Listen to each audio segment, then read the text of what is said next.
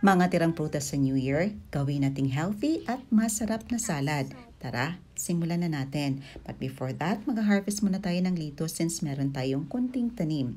After natin ma-harvest, syempre huhugasan natin. Sa paghuhugas naman, nag-add tayo ng baking soda, mga around 1 teaspoon lang ang ating nilagay para malinis talaga natin at mawala yung mga insekto na nakadikit sa dahon.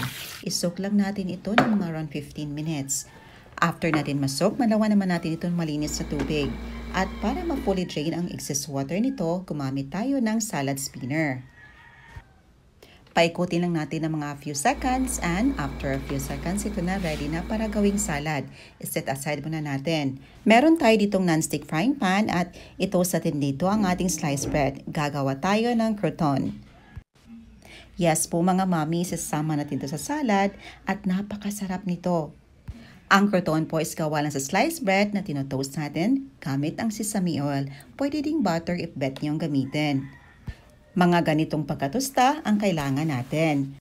I-set aside muna natin ito ng mga ilang minuto para lumamig. And while waiting, ito-toast naman natin ang ating natira or leftover na roasted chicken sa New Year. Hiniwa lang natin ito ng pa-cubes. Ito na, ready na, i-set aside. Ito, islice na natin ang ating sliced bread.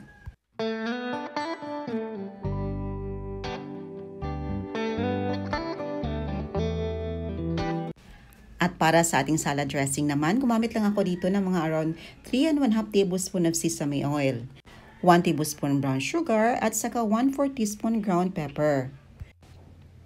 Para may spiciness naman ito.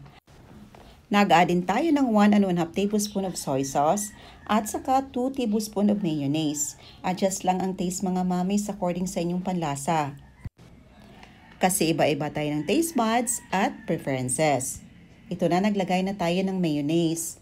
I-mix lang natin para ma-fully combine ang lahat ng mga ingredients. So ito na ang ating gawing salad dressing. At syempre para may protein naman, meron tayo ditong boiled egg. Binabalatan lang natin ito at islice na katamtamang laki lamang. Sa ating prutas naman, gumamit lang ako dito ng apple. Kunti lang ang prutas na nilagay natin. Meron din tayong lettuce at fully washed na po ito mga mommies. Ayan, hiniwa lang natin. Nakatamtamang laki lamang. Gagamit din tayo dito ng ating natirang grapes. Hindi na natin ito slice at whole grapes ang gagamitin natin.